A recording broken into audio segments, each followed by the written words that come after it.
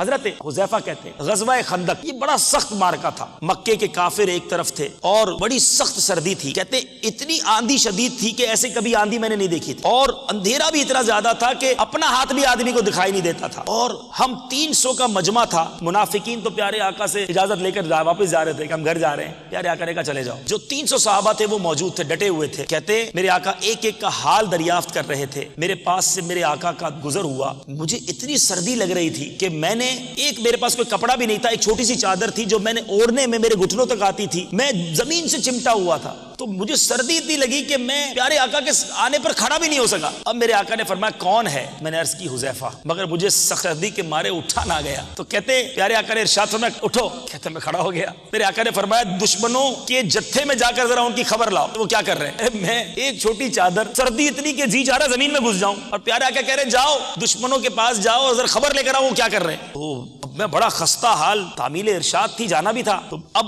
میں جب جانے لگا تو میرے آقا نے مجھے دعا دی۔ کیا دعا دی؟ کہتے میرے آقا نے دعا دی اللہ اس کی حفاظت فرما، سامنے سے، پیچھے سے، دائیں سے، بائیں سے، اوپر سے، نیچے سے۔ حذیفہ کہتے میرے آقا کا ارشاد فرمانا تھا گویا مجھ سے خوف اور سردی بالکل جاتی رہی۔